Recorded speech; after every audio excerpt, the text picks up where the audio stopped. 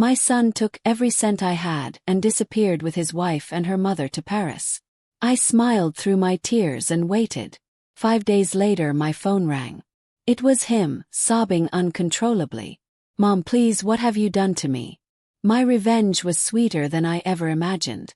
Before we proceed, we want to appreciate you for watching Granny's narrative. Please subscribe and tell us where you are watching from in the comment. The morning started like any other Tuesday. I woke up at dawn, made myself a cup of instant coffee, and sat by the window watching the neighborhood come alive. My name is Margaret Hayes, but everyone calls me Maggie. At 71 years old, I had learned to appreciate the small things. The way sunlight hits the pavement. The sound of birds fighting over breadcrumbs. The rhythm of life continuing regardless of personal storms. My phone buzzed on the kitchen table. A notification from my bank. I picked it up expecting to see my usual balance. The money I had saved for 37 years of backbreaking work. Cleaning offices at night. Scrubbing toilets in mansions where the owners never looked me in the eye. Taking extra shifts on holidays while other families celebrated together. The screen showed 2 words that made my heart stop. Balance, 0. Blinked. Refreshed the app. Checked again. Still 0. My hand started shaking so violently I nearly dropped the phone. $83,000. Every single penny I had saved. Every sacrifice I had made. Every meal I had skipped. Every pair of shoes I had worn until they had holes. All of it vanished. I called the bank immediately. My fingers could barely dial the numbers. A cheerful automated voice answered. Then finally a human being who sounded bored and detached. "Yes, ma'am," the representative confirmed. "Multiple wire transfers were made yesterday evening. All authorized through your online banking portal. The funds were sent to an account belonging to Marcus David Hayes. My son. My only child. The boy I had carried for 9 months. The baby I had nursed through colic and fevers. The teenager I had worked 3 jobs to send to college. The man who promised he would always take care of me." I hung up without saying another word. The silence in my small apartment was deafening. The refrigerator hummed. Car alarm went off somewhere down the street. Life continued as if the ground beneath me had not just opened up and swallowed everything I had. Then my neighbor Phyllis called. Her voice was excited, almost gleeful with gossip. "Maggie, honey, have you seen Marcus on Facebook? He is living his best life in Paris right now. I'm talking champagne, fancy restaurants, the Eiffel Tower. He posted about 20 photos already.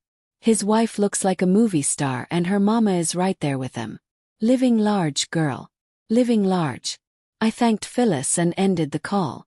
My legs felt like they might give out, but I forced myself to walk to my bedroom. I found the old tablet Marcus had given me 3 Christmases ago, the one he said would help me stay connected to the family. I opened Facebook with trembling fingers and searched for his profile. There he was. Marcus. Standing in front of the Eiffel Tower with his arms around his wife Vanessa and her mother Patricia. All 3 of them dressed in clothes that cost more than my monthly rent. Marcus wore a designer suit. Vanessa had on a red dress that probably cost $1,000. Patricia had expensive jewelry dripping from her neck and wrists. The caption under the photo made my blood run cold. "Finally living the life we deserve. Paris is just the beginning. Sometimes you have to take what is yours. No apologies." Vanessa had commented underneath with a string of laughing emojis and the words, "About time we got what we were owed." Patricia added, "Some people hold on to money they will never use. Smart people put it to work. Cheers to new beginnings." I read every comment, every like, every heart emoji from friends and strangers celebrating my son's betrayal. Not one person knew the truth. Not one person understood that the money funding their champagne wishes and caviar dreams had been stolen from a dying woman. 'Cause that is what I am. Dying. 3 months ago, Dr. Morrison sat me down in his office and delivered the news that changed everything. Stage 4 pancreatic cancer. Aggressive. Inoperable. 6 months at most, possibly less. He offered chemotherapy, but we both knew it would only buy me weeks of misery, not years of life. I chose dignity over desperation. I chose to spend my final months in peace, not in a hospital bed hooked up to machines. Told no one. Not Phyllis. Not my church group. And especially not Marcus. I wanted to tell him. God knows I wanted to. I had picked up the phone a dozen times, rehearsed the words. Son, I need to talk to you about something important. But every time I tried to reach out, Vanessa would answer his phone. Every time I suggested a visit, Patricia would suddenly need Marcus for some emergency. Every time I asked to see my grandson, there was an excuse. The distance had grown slowly over 5 years. It started when Marcus met Vanessa at a corporate networking event. She was everything I was not. Polish, educated, from a family with money and connections. She looked at my son and saw potential. She looked at me and saw an embarrassment. The first time Vanessa came to my apartment, she walked in with her nose wrinkled like she smelled something rotten. She touched nothing. Sat on the edge of my couch like she might catch poverty. When I offered her homemade pound cake, she smiled tightly and said she did not eat refined sugar. Patricia was worse. She arrived 30 minutes late, dressed like she was attending a charity gala instead of meeting her future son-in-law's mother.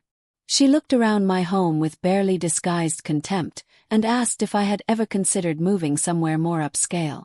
When I explained that I owned my apartment outright after decades of payments, she laughed and said that was very practical. The word practical sounded like an insult. After they left, Marcus called me. Mom, he said, his voice strained. Vanessa and her mother are really important to me. I need you to try harder to connect with them. Maybe dress a little nicer when we visit. Maybe clean up the place more. I had spent 6 hours cleaning before they arrived. I had worn my best church dress. I had cooked for 2 days. I will try harder, I told him. I always told him I would try harder. The wedding was a nightmare. Vanessa insisted on a destination wedding in Mexico.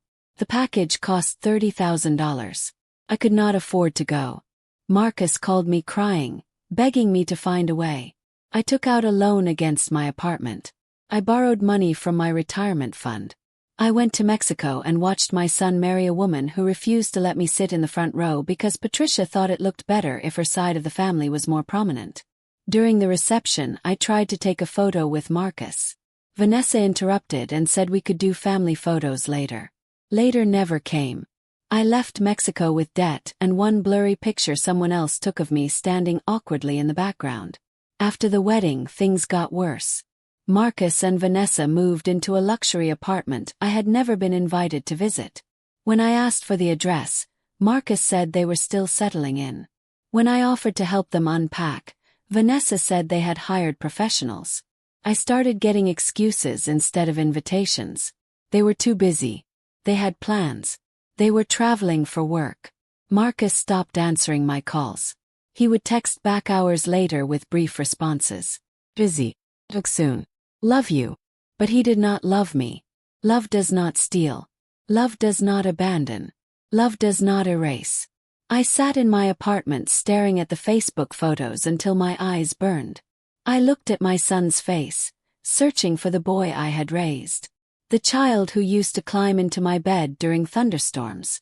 The teenager who cried on my shoulder when his first girlfriend broke his heart. The young man who promised to buy me a house when he made his first million. That is your punishment, I said firmly. Not prison. Not public humiliation. Living with the knowledge that you destroyed the most important relationship in your life and you can never get it back completely. Marcus nodded slowly. Understand, he said. And I will do it. Whatever you need. However long you need it. I'm here. But now go wash your face. You look terrible. And then we are going to have dinner. I made meatloaf. Your favorite. A small smile crossed his face. The first real smile I had seen from him in years. You remembered. I remember everything, Marcus. That is what mothers do. The next 6 months were the strangest of my life. Marcus moved into my guest room, the tiny space that had been his childhood bedroom before I converted it to storage. He cleared out the boxes and brought in a sleeping bag and a pillow. He owned nothing else. Every morning he woke up before me and made breakfast. Scrambled eggs and toast. Coffee with 2 sugars and a splash of milk, exactly how I liked it. He would bring it to me in bed and sit with me while I ate, telling me about his plans for the day. He got a job washing dishes at a diner 6 blocks away. Minimum wage. 10-hour shifts. He would come home smelling like grease and exhaustion, but he never complained. He would shower, change, and then make dinner for both of us. We ate together every night. At first, the conversations were awkward and stilted. We talked about weather and neighborhood gossip and nothing of substance. But slowly, carefully, we began to rebuild something. Marcus started asking questions about my childhood, things he had never bothered to learn before. Where did I grow up? What were my parents like? What did I dream about before I became a mother? I told him stories I had never shared.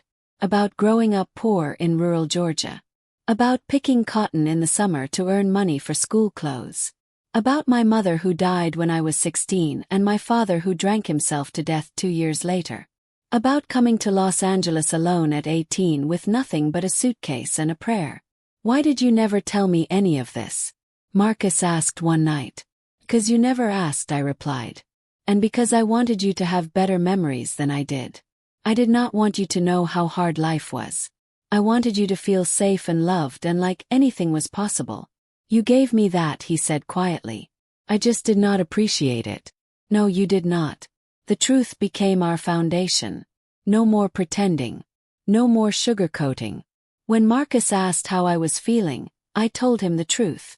I am in pain. I am scared. I am angry that this is how my life is ending. He would listen and nod and not try to fix it. He just let me feel what I needed to feel. Dr. Morrison was surprised when I showed up to my next appointment with Marcus. Is this your son? The doctor asked, clearly recognizing him from the news stories. Yes, I said firmly. This is Marcus. He is going to be at all my appointments from now on. Marcus shook the doctor's hand. I know you know who I am, he said. I know what I did. But I am here now and I am not going anywhere. Dr. Morrison studied him for a long moment, then nodded. But she needs you. The appointment was brutal. My cancer had progressed faster than expected. I had maybe 3 months left, possibly less. The pain would get worse. I would lose more weight. Eventually I would not be able to care for myself. Marcus held my hand through the entire consultation. When the doctor left to get paperwork, he turned to me with tears in his eyes. I am not leaving your side, he said. Whatever comes, I am here. I know, I replied. And that is the only good thing about dying. I get to see who you really are when everything else is stripped away. We developed routines. Tuesday mornings we would sit on the small balcony and watch the neighborhood wake up. Thursday afternoons we would watch old game shows and yell at the contestants. Saturday evenings we would look through photo albums and I would tell him stories about each picture. One Saturday, Marcus pulled out a photo of himself at age 7.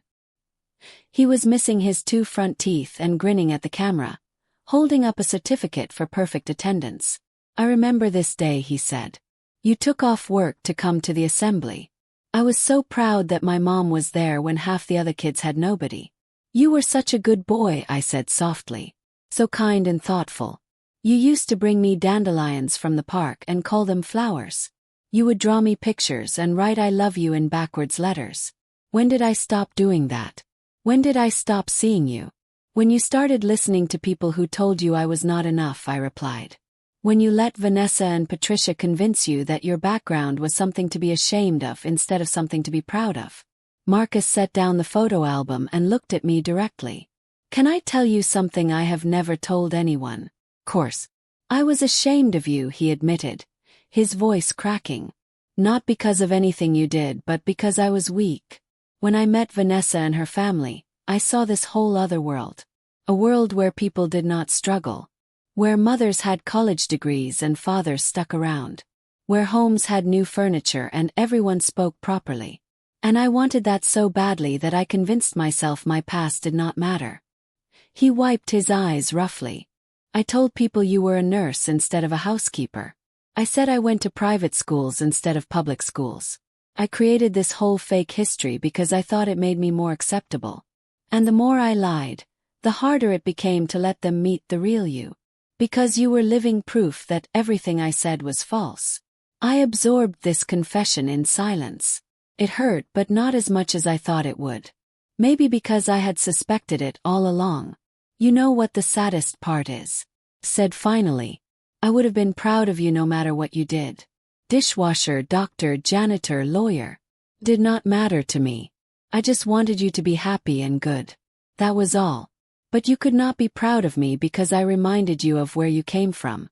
I am proud of you now, Marcus said. I am so proud I can barely stand it. You are the strongest person I have ever known. You survived things that would have destroyed other people. You raised me alone with no help and no money and no support. You are a warrior, Mom. Real one. Not the fake Instagram kind. The kind who fights every single day just to survive. Thank you for saying that. But you know it does not change anything, right? I'm still dying. We still only have weeks left. This does not get a happy ending. I know, he said. But at least we get this. These conversations. These mornings. This honesty. That is more than a lot of people get. He was right. The neighborhood started to notice the change. Phyllis would see us walking to the corner store together and shake her head in wonder. That boy is different now, she told me. He walks different, talks different, looks people in the eye now instead of looking past them. Other neighbors were less forgiving. Some crossed the street when they saw Marcus coming. Some made pointed comments about thieves and betrayers. Marcus took it all without defending himself. He understood that redemption was not about words. It was about time and action. One evening, Mrs. Chen from downstairs knocked on our door. She was 83 and had lived in the building longer than anyone. She looked at Marcus with her sharp, ancient eyes. You are the son who stole from his dying mother, she stated flatly. Yes, ma'am, Marcus replied, not flinching. Why should I believe you have changed? You should not believe it, he said. Have to prove it. Every single day. And even then it might not be enough. Mrs. Chen studied him for another long moment, then nodded curtly. My grandson needs help moving furniture tomorrow. He was going to hire movers, but they cost too much. You will help him. No pay. 6 in the morning. I will be there, Marcus said. Mrs. Chen walked away without another word. But the next day, after Marcus spent 8 hours helping her grandson move, she brought us a container of homemade dumplings. She did not say anything, just handed them over and left. But it was acceptance in its own way. Slowly, painstakingly, Marcus began to rebuild trust. Not with everyone, but with enough people to matter.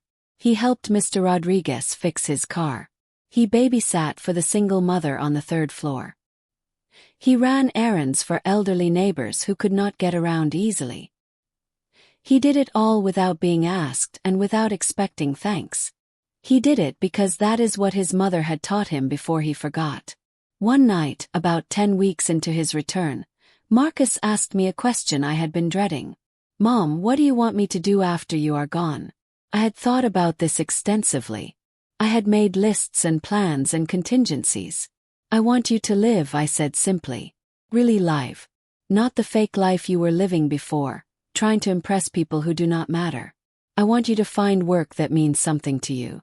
I want you to help people the way I helped you. I want you to remember where you came from and never be ashamed of it again. I paused, gathering courage for the next part.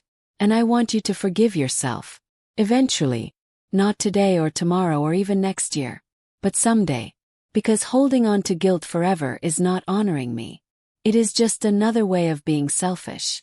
Marcus nodded slowly. Can I ask you something else? Anything. Do you forgive me?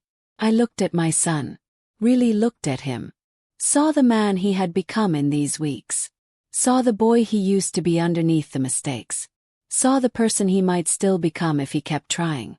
I forgive the part of you that was lost and confused, I said carefully. I forgive the part that got manipulated by people who did not love you. I forgive the part that made terrible choices because you did not know better.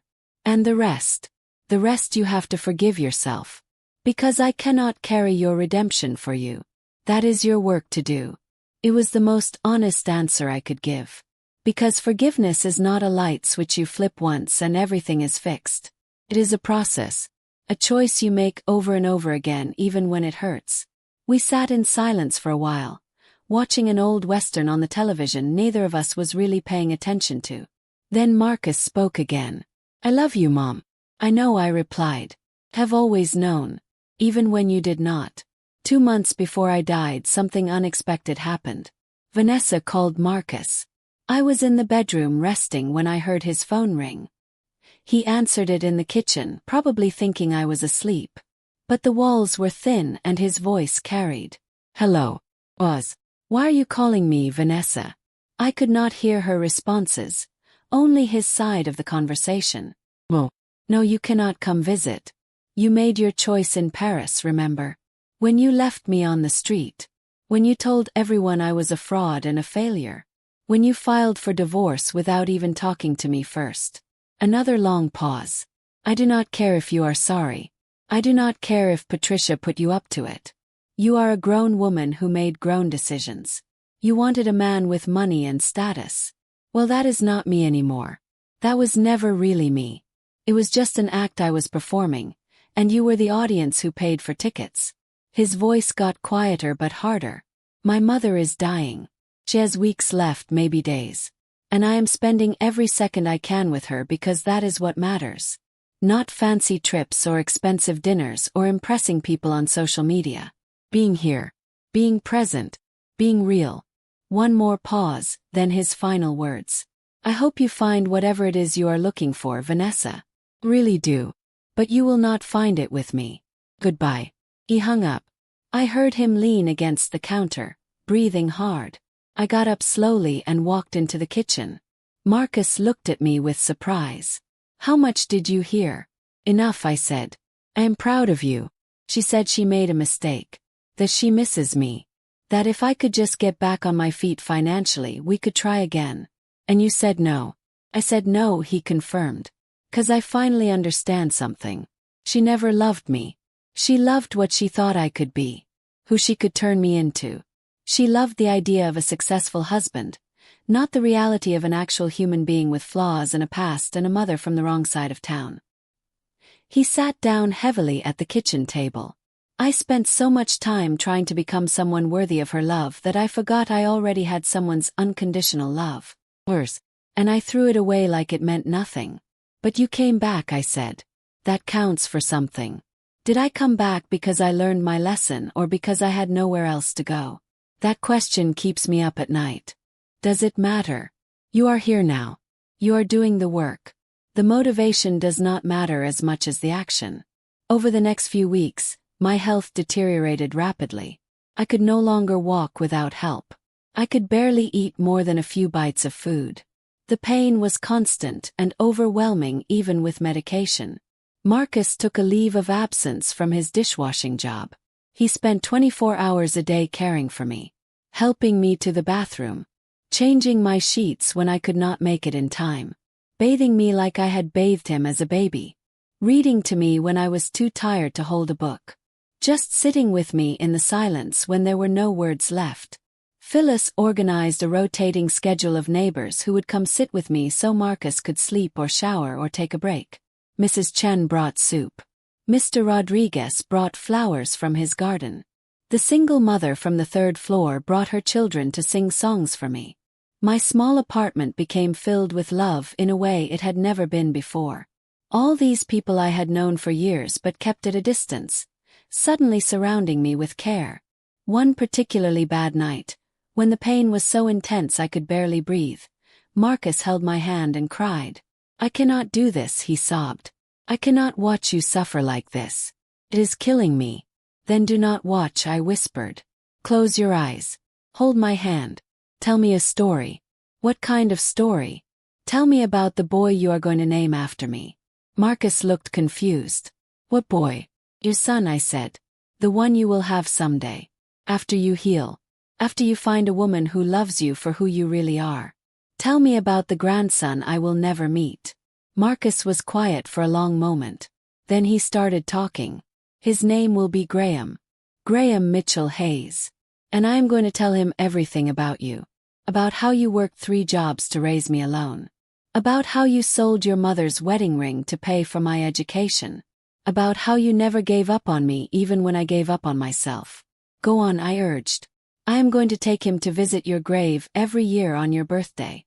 And I am going to teach him what you taught me. That love is action, not words. That family is the people who show up, not just the people who share your blood. That real strength is surviving when survival seems impossible. And what else? I am going to make sure he knows that his grandmother was a queen, a warrior, a woman who had nothing but gave everything, a woman who loved so fiercely that even death could not diminish it. I smiled through my pain. That is a good story. It is the only story that matters, Marcus said. 3 days before I died, I had a moment of unusual clarity. The pain had receded temporarily and my mind was sharp.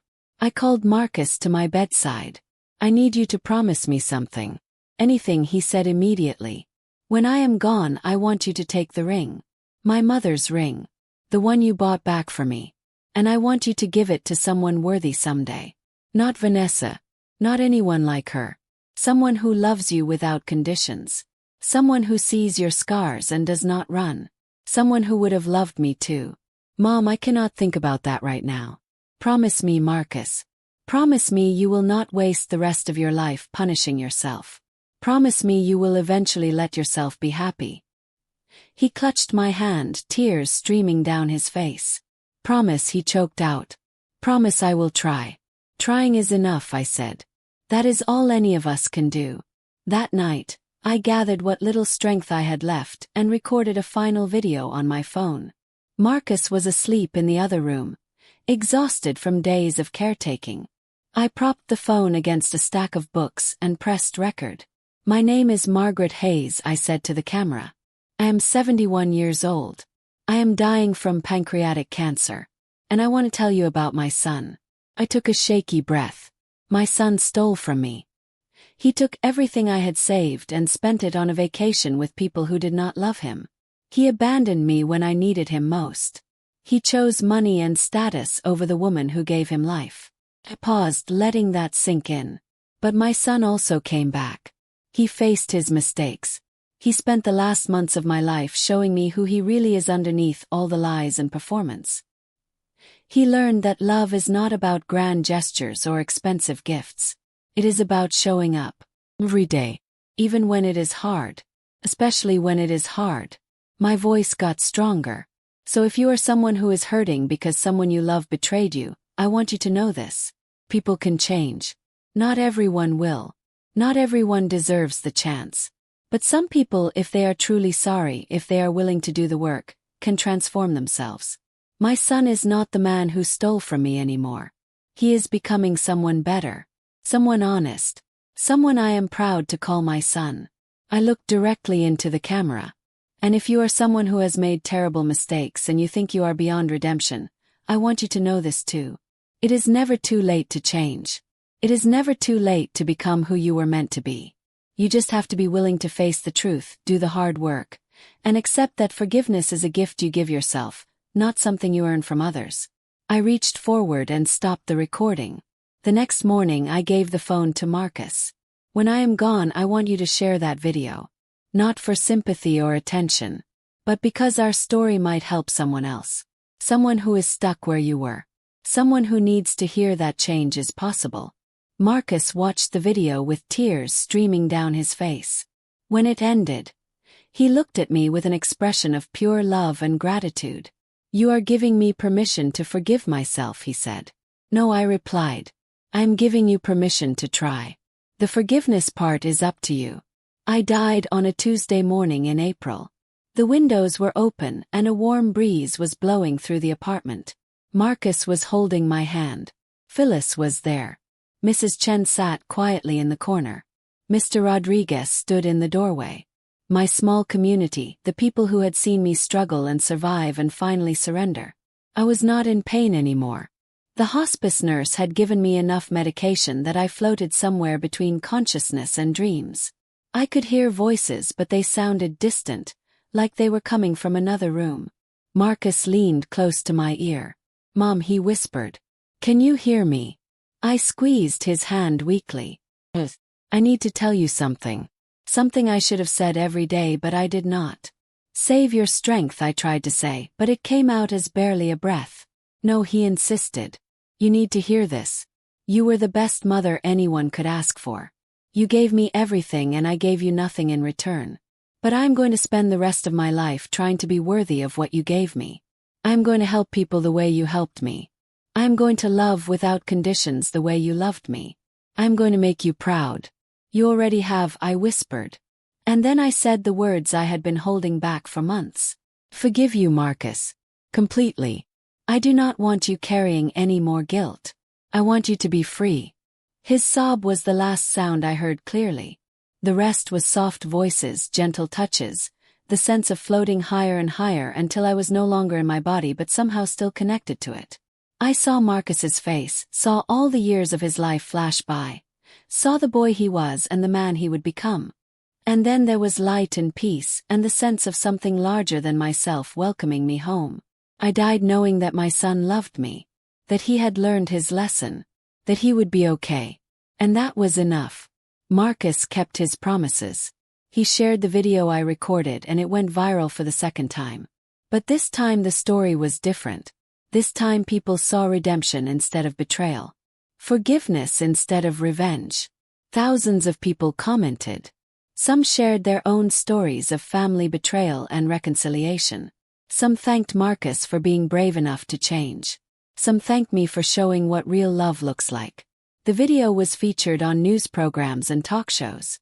Marcus was invited to speak about his experience. He always said the same thing. My mother taught me that love without accountability is not really love. It is enabling. She held me accountable. She made me face what I had done. And then, only after I had done the work, she offered me forgiveness. That is real love. Love that challenges you to be better. He donated the apartment Vanessa had been in his name to a charity that helped homeless families. He took the job washing dishes and worked his way up to manager. He started volunteering at a senior center, helping elderly people who reminded him of me. 2 years after I died, he met a woman named Sarah. She was a teacher at an inner-city school. She came from a background similar to mine. She understood struggle and sacrifice. She loved Marcus not for what he could give her but for who he was. When Marcus proposed, he gave her my mother's ring. Sarah wore it on her wedding day. In the ceremony, Marcus spoke about me, about the lessons I taught him, about how I had saved him by refusing to enable him. 3 years after that, Sarah gave birth to a son. They named him Graham Mitchell Hayes, just like Marcus had promised. Marcus brought Graham to my grave every year on my birthday. He would tell his son stories about me, about the woman who had nothing but gave everything, about the grandmother he would never meet but who loved him before he was even born. And sometimes, when Graham asked why Grandma Maggie was not there to meet him, Marcus would say, "She's here, son." Every time we help someone who needs it. Every time we choose honesty over comfort. Every time we love without conditions. That is Grandma Maggie. She is not gone. She just transformed into something bigger than one person. She became a lesson. Legacy. A love that never ends. This story is not about revenge. It is about accountability. It is not about punishment. It is about transformation. It is not about a perfect ending. It is about a real one. Because the truth is that people hurt us. People we love, people we trust, people we would die for. And when that happens, we have choices. We can choose bitterness and let it poison the rest of our lives. We can choose avoidance and pretend the betrayal never happened. Or we can choose the hardest path. The path of holding people accountable while still leaving the door open for redemption. That is what I chose. And it cost me everything.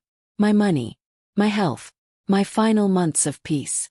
But it also gave me something precious. It gave me the chance to see my son transform. It gave me the opportunity to die knowing that the boy I raised was not lost forever.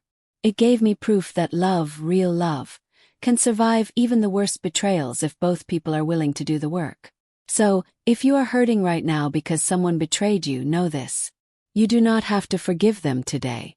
You do not have to make it easy for them. You do not have to pretend it did not happen.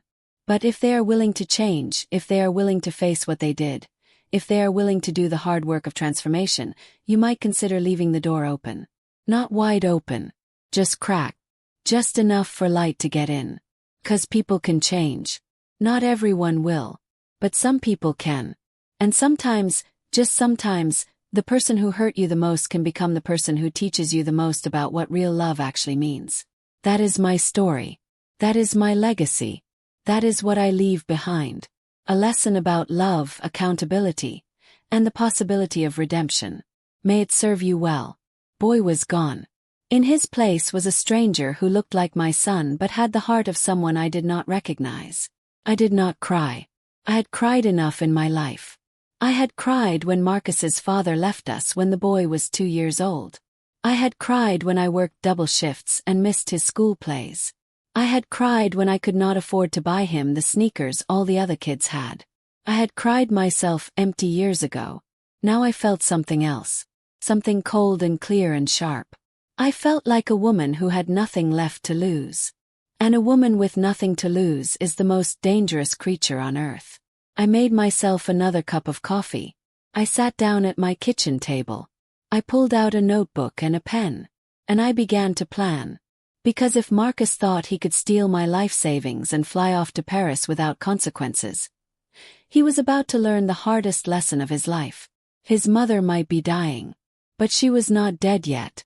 And she still had some fight left in her. The first person I called was Leonard Mitchell. Leonard and I went back 40 years, to the days when we both cleaned the same office building downtown. He went to night school, got his law degree, and built a small practice helping people like us. People the system forgot. Leonard, I said when he answered. I need your help. My son just robbed me. 30 minutes later I was sitting in his office. A cramped space above a dry cleaner in a neighborhood the fancy lawyers would never visit. Leonard had aged well. Gray hair. Wire-rimmed glasses. A face that had seen enough injustice to be permanently tired but not beaten. He listened to everything without interrupting. I showed him the bank statements, the Facebook post, the timeline of how Marcus had slowly isolated me from his life while gaining access to my finances. When I finished, Leonard leaned back in his chair and rubbed his temples. Maggie, he said slowly, this is financial elder abuse. It is a felony. We can file a police report, freeze the accounts, and press charges. But I need to know something first. Do you want your son to go to prison? The question hung in the air like smoke. I thought about Marcus as a little boy. The way he used to hold my hand when we crossed the street. The way he would save half his Halloween candy to share with me. The way he looked at me like I was the center of his universe. Then I thought about the man in Paris drinking champagne bought with my stolen money. I do not want him in prison, I said finally. I want him to understand what he did. I want him to feel what I feel. I want him to lose everything the way he made me lose everything. Leonard nodded slowly. Then we need to be strategic. We need to hurt him where it counts without destroying him completely. Are you ready for that? I have been ready for 71 years. Over the next week, Leonard and I built a case. We filed an emergency petition with the court claiming financial exploitation of a vulnerable adult. We provided medical records showing my cancer diagnosis. We showed proof that Marcus had gained access to my accounts under false pretenses, claiming he was helping me manage my finances due to my illness. The judge was a woman in her 60s who looked at the evidence with a hard expression. This is theft, she said bluntly. Plain and simple. I am issuing an immediate freeze on all accounts associated with the transferred funds. I am also issuing a warrant for Mr. Hayes to appear before this court upon his return to the United States. But we did not stop there. Leonard contacted the IRS. The $83,000 Marcus stole was now being spent overseas without proper documentation. That opened up a whole new set of problems. Tax evasion. Failure to report foreign financial transactions. Possible money laundering charges. We also contacted immigration services in France. Leonard had a friend who worked in international financial crimes. With the right paperwork, we could flag Marcus's passport. Not enough to arrest him, but enough to make his life extremely complicated. Then came the hardest part. Maggie, Leonard said gently. If we are really going to teach him a lesson, we need to let him fall all the way. That means Vanessa and Patricia need to show their true colors. Do you understand what I am saying? Understood. He was telling me that I had to let my son be betrayed the way he betrayed me. I had to watch him learn that the people he chose over his dying mother only wanted him for his money. Do it, I said. Do all of it. While Leonard handled the legal warfare, I handled something more personal. I went through my apartment and collected every photo of Marcus. Baby pictures, school photos, graduation pictures, candid shots from birthdays and holidays. I spread them across my kitchen table and looked at them for hours. This was the son I loved. The son I sacrificed everything for. The son who no longer existed. I took out my phone and started recording a video. My hands shook, but my voice was steady. Marcus, I said to the camera. If you are watching this, it means I am gone. I want you to know that I loved you more than my own life. I gave you everything I had and everything I was. When your father left, I did not crumble. I worked harder. When you needed new shoes, I wore my old ones until they fell apart. When you wanted to go to college, I sold the only thing my mother left me, her wedding ring, to pay your first semester. Paused, gathering strength. I never asked you for anything except to be your mother. I never demanded repayment. I never threw my sacrifices in your face. All I wanted was to be part of your life. To see my grandson grow up. To know that the boy I raised became a good man. My voice cracked, but I continued. Instead, you stole from me. You took the only security I had in this world. You did it while I am dying. And you did it without a single word of explanation or apology. You chose a woman who looks down on me and a mother-in-law who treats me like garbage. You chose money and status over the woman who gave you life. I wiped my eyes with the back of my hand. So I want you to know that what is about to happen is not revenge. It is education. You are about to learn what happens when you build your happiness on someone else's suffering. You are about to learn that the people you chose over me only wanted what you could give them. And you are about to learn that your mother, the woman you abandoned, loved you enough to teach you the hardest lesson of your life. I saved the video. I would send it at the right moment. When he was broken enough to actually listen. Meanwhile, in Paris, Marcus was living his fantasy life. I watched his social media posts with cold detachment. Videos of expensive dinners. Photos from luxury hotels. Stories about shopping sprees and private tours. Vanessa posted constantly. Look at my man treating me right. This is what a real provider looks like. If your man is not taking you to Paris, get a better man. Patricia commented on everything. So proud of my son-in-law. Finally, someone who knows how to live. No more struggling.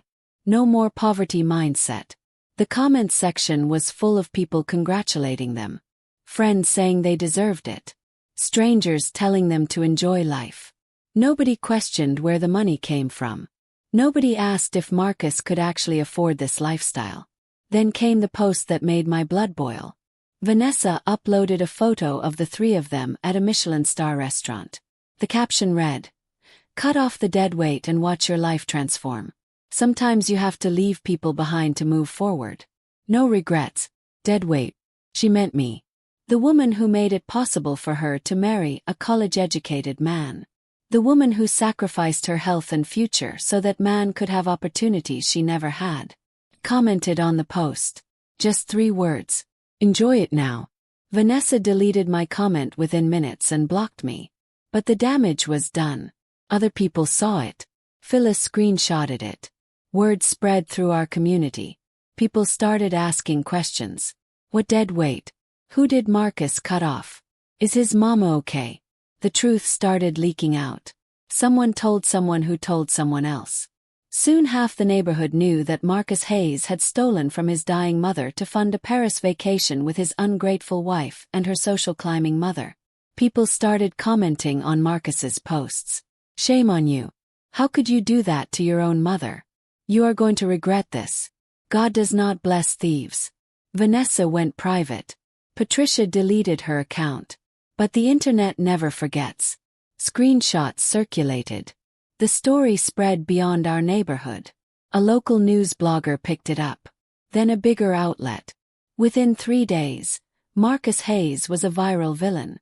And he had no idea because he was too busy living his best life in Paris. Until the morning his credit card stopped working. I was not there to see it, but Leonard told me what happened. The court order went into effect at midnight. Every account linked to the stolen money was frozen. Every card was declined. Every wire transfer was blocked. Marcus woke up in a luxury hotel, unable to pay for his room. Vanessa woke up unable to order room service. Patricia woke up unable to book their planned shopping trip to the Champs-Élysées. The first call I got from Marcus came at 4 in the morning my time. His voice was panicked and confused. "Mom, what is happening? My accounts are frozen. The bank says there is a court order. Did you do this? Mom, please, we are stuck here. We cannot pay for anything." I let it go to voicemail. I did not call back. He called 6 more times that day. Each message more desperate than the last. "Mom, please pick up. Vanessa is freaking out. Her mother is screaming at me. They are saying this is my fault. Mom, I need your help. Please. I know I messed up, but I can explain. Mom, please." I listened to every message. I saved them all. And I did not respond. Because sometimes the most powerful thing you can do is nothing at all. Let him suffer. Let him panic. Let him understand what it feels like to be helpless and abandoned. Let him feel what I felt. The second week in Paris was when everything truly collapsed for Marcus. I watched it unfold through messages from Phyllis, who had a cousin whose daughter worked at the hotel where they were staying. The gossip network was more efficient than any news channel. Marcus, Vanessa, and Patricia had been moved to a smaller room after their credit cards were declined. They were given 48 hours to settle their bill or face eviction. The hotel management was polite but firm. No payment meant no room. Paris was not in the business of charity for American tourists who suddenly found themselves broke. Marcus spent hours on the phone with the bank, with lawyers, with anyone who might help. Every conversation ended the same way. There was a court order. The funds were frozen pending an investigation into financial elder abuse. Nothing could be done until Mr. Hayes returned to the United States and appeared before a judge. That was when things got ugly. According to Phyllis's sources, Vanessa and Patricia turned on Marcus like wolves. The hotel staff heard screaming from their room, shouting matches that echoed down the hallway. At one point, hotel security had to intervene. Phyllis told me what her cousin's daughter overheard. Vanessa was screaming that Marcus was useless, that he had promised her a life of luxury and instead delivered humiliation, that she could not believe she married such a failure, that her friends back home were laughing at her. Patricia was even worse. She called Marcus every name in the book, said he came from trash and would always be trash, said she warned Vanessa not to marry beneath her station, said the signs were always there that he would amount to nothing. And Marcus, according to the hotel staff, just sat there taking it, not defending himself, not fighting back, just absorbing the abuse like he deserved it. The breaking point came on day 14. Marcus managed to borrow money from an old college friend to pay part of the hotel bill, enough to buy them one more week. But Vanessa and Patricia had other plans. They used the money to book new hotel rooms for themselves, without Marcus. The hotel employee told Phyllis that Marcus came back from trying to negotiate with the American embassy and found his belongings in the hallway. Vanessa and Patricia had checked out without telling him. They had taken their luggage and moved to a different hotel across the city. When Marcus called Vanessa, she told him she needed space to think, that she could not be around his negative energy anymore, that he had ruined what should have been the trip of a lifetime.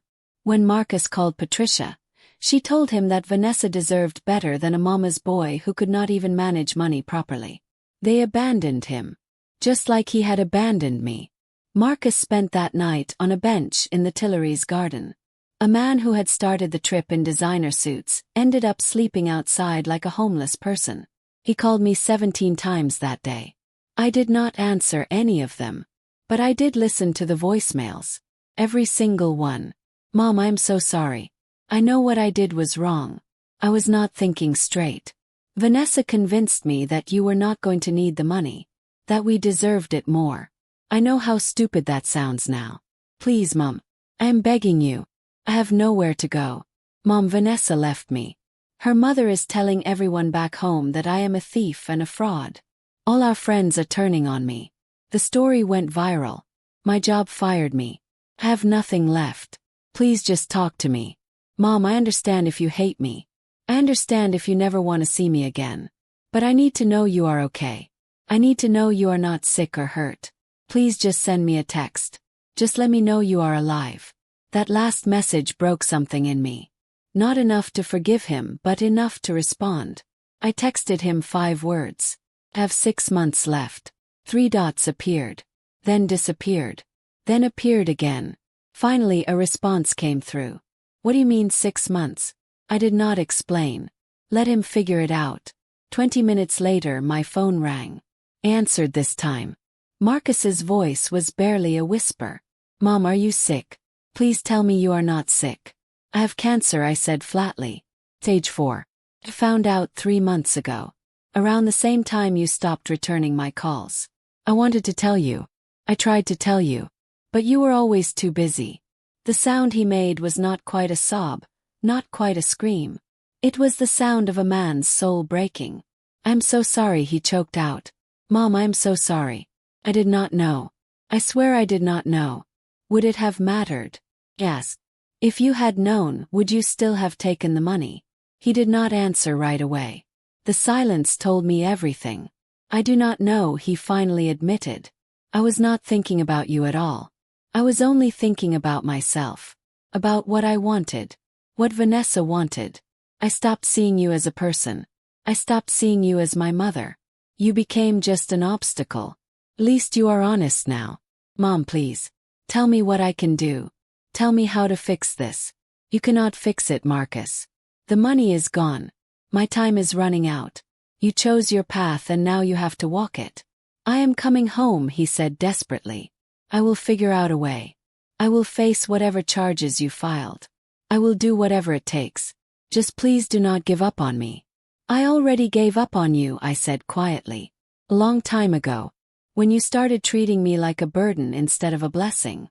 When you chose Vanessa's opinions over my feelings. When you stopped calling me mom and started calling me an obligation. I hung up before he could respond. Phyllis called me an hour later. Girl, she said with admiration. You are cold-blooded. That boy is going to remember this conversation for the rest of his life. Good, I replied. That is the point. But the truth was I did not feel victorious. I felt empty. Like I had won a battle but lost the war. Because no matter what happened now, I would die without reconciling with my son. I would leave this earth with our relationship shattered beyond repair. And that hurt more than the cancer ever could. Marcus's journey back to the United States took 2 weeks. 2 weeks because he had no money for a direct flight. No credit cards that worked. No one willing to lend him cash after the story went viral. He sold his watch, the expensive Rolex Vanessa had convinced him to buy. He sold his designer luggage. He sold everything he could to scrape together enough for a ticket on a budget airline with 2 layovers and a 12-hour wait in Amsterdam. Phyllis kept me updated through her network.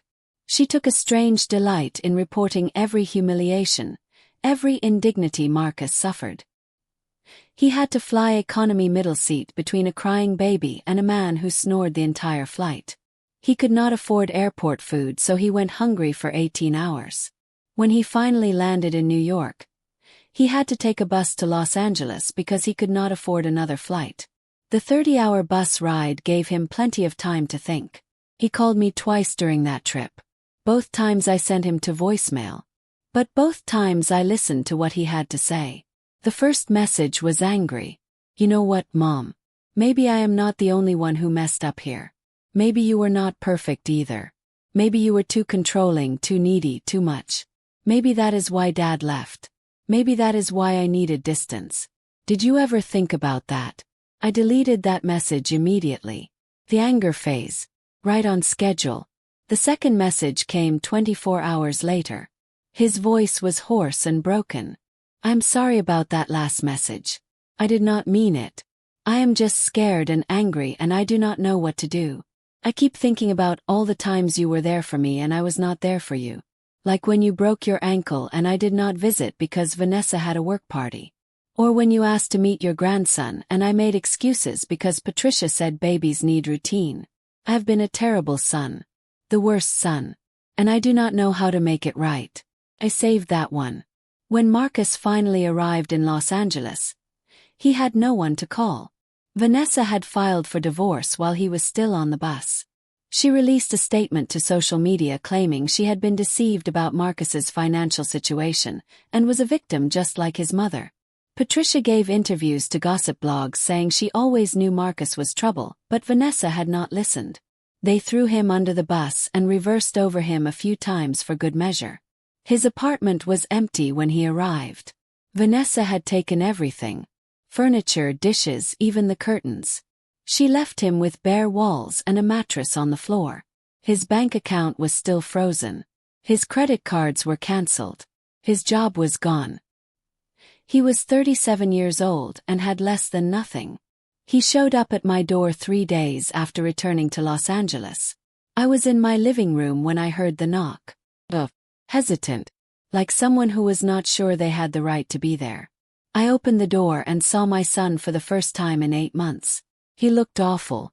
He had lost weight. His hair was unwashed and too long.